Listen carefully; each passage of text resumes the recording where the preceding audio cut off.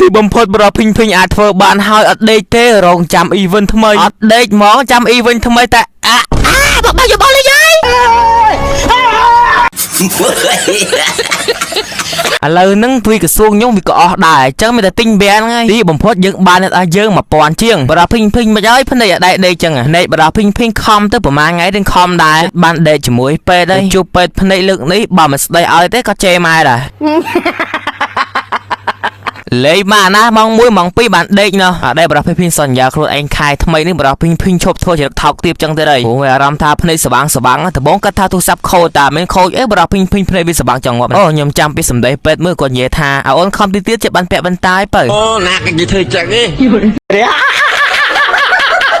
បរោះភីងខំដាច់យំតែឲ្យយើងកុំភ្លេចជួយ follow page បរោះភីងថា page បរោះភីងតឹង follow ដល់គាត់ងាយឡើងសមិនថាលើ page មិនថា TikTok កុំភ្លេចជួយ follow ផងតែយើងតែបើសិនយើងចង់ដាក់ពេញនៅខាងទិញបែអីណាដាក់ឲ្យលឿនទៅពួកខាង website គាត់ធ្វើឲ្យមកស្អាតដល់ឲ្យយើងសំខាន់លឿនជាងមុនទៀតមុនលឿន 99% ឥឡូវលឿន 100% ចូលភ្លុកហើយតម្លៃក៏ថោកសមរម្យទៀតណោះហើយបើចង់ទិញកង្ហាតកកអីនេះអាចតាក់ទងមក page ទូបរោះភីងនេះបានទាំងអស់យើងហើយកុំភ្លេចជួយទិញកង្ហាតកកបរោះភីងផងហើយបរោះភីងទៅស្រក់ទឹកផ្នែកតែក៏យើងជួយមើលនេះ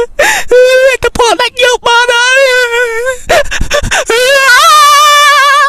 បរោះភីងលេងសោយខែថ្មីនេះលេងសោយទៀតហើយសំខាន់បានបូយ៉ាផាធំទៀតនេះការដាច់យកបរោះភីងប្រហែលថ្ងៃនេះមិនរឿងស្វាងភ្នែកមិនតែសមិទ្ធផលយើងគឺថាបានអែមស្រែមចុះបរោះភីងឆ្លាតមកយកសុខភាពភ្នែកទៅដូចជាមួយបូយ៉ាផា